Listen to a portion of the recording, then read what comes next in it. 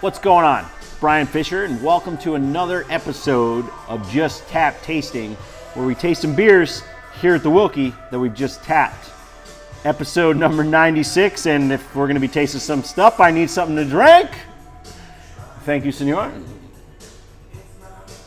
Just always having fun here on the show. Thanks for hanging out with us for a little bit while we drink some stuff. Today, it's a little different. We're drinking some cider. And from a new cider producer, or cidery, if you will. This is Graft Cider, and they are interesting for a few different reasons. They're new, that's pretty exciting, but they're also in New York. A lot of great cider producers in New York, a lot of great apples coming out of the state of New York, so that just makes sense. And then also, there's some pedigree here.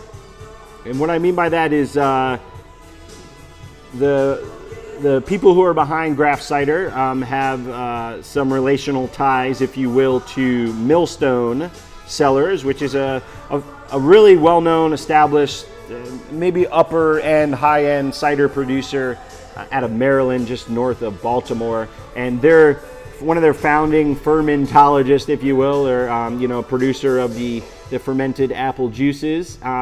Went off and did his own thing and went and created Graft. And so what Graft is, specifically, the way they're positioning themselves in the marketplace is to be a wild fermented and dry style cider producer. So they're doing a lot of funky, weird stuff. And so non-traditional cider, depends on where your traditions lie, but as far as we see, here at the Wilkie, definitely non-traditional, more exploratory, adventurous stuff, but exciting nonetheless. If you like sour beers, Graft Cider is a good segue and bridge over into those styles on the beer side of things, and then it's just all around like creative and fun.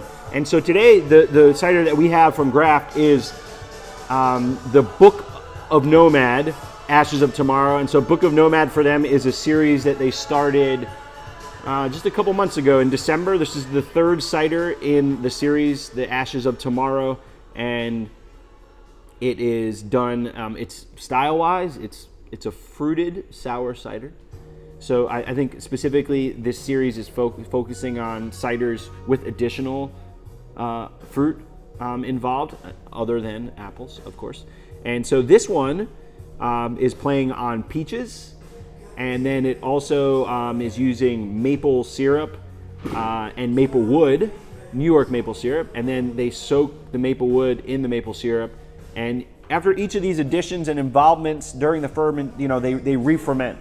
So they ferment first with Brettanomyces, wild yeast strain. Little sidebar on that. Brettanomyces is probably the most popular wild yeast strain. Whenever you see a wild or sour beer, most of the time they're using some strain of Brett, B-R-E-T-T, Brett. So a Brett beer, that's Brettanomyces. But, so it's first fermented with Brettanomyces, and then they add about 30% of total volume of peach juice, and then they re-ferment, and then they add the maple wood with the maple syrup and re-ferment again, and then this one is conditioned for about 4 months, which means it hangs out with itself and it kind of just develops and has those flavors really kind of blend together. And so color-wise, it's kind of, for me, color-wise, it's definitely hazy yellow, like unfiltered cider, but it's an off yellow. Some unfiltered ciders in the marketplace have like this orangey reddish hue to them, and this is definitely more off yellow, maybe reminiscent of some Belgian styles color wise, but yeah, color. Let's take it into the nose. You get on nose little bit of funky weirdness, a little bit of like tartness, like showing up like this. We're gonna see some acidity here that makes your mouth kind of dance a little bit. Little bit of fruit quality, not distinctly peach for me, although I'm having a bit of nose issues on this episode. This season, it's a rainy day here in Brooklyn, and the seasons are messing with my the nose. but there's still exciting going on here, and I think it's going to continue to develop on the palate. So let's give it a taste.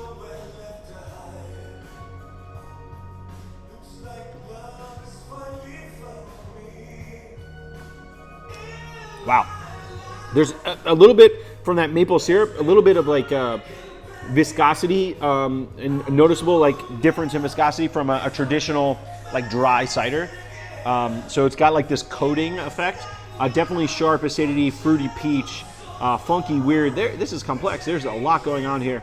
I dig it, but it punches you a little bit in the beginning with that tart pucker, if you will. I'm kind of getting the goosebumps.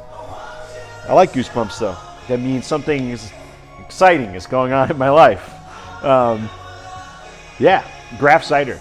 They're starting to can a couple things, which is really cool. I like cans in general, and canned cider is something I miss from my Midwest days. Shout out to Vandermill.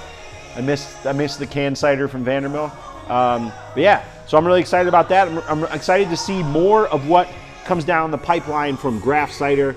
They're out of Newburgh, New York, and we recently did some stuff from Newburgh Brewing, and maybe that's a fun little day trip, which leads me to the question of the day.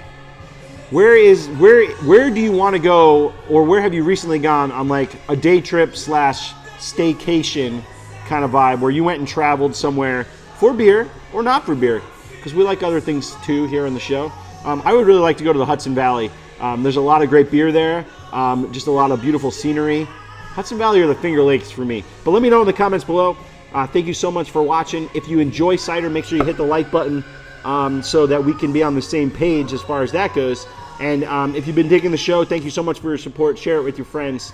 And we just want to get the good word out about beer and the lovely tastings that happen, and also cider too. Also, wow. I'm sorry for that. Cheers.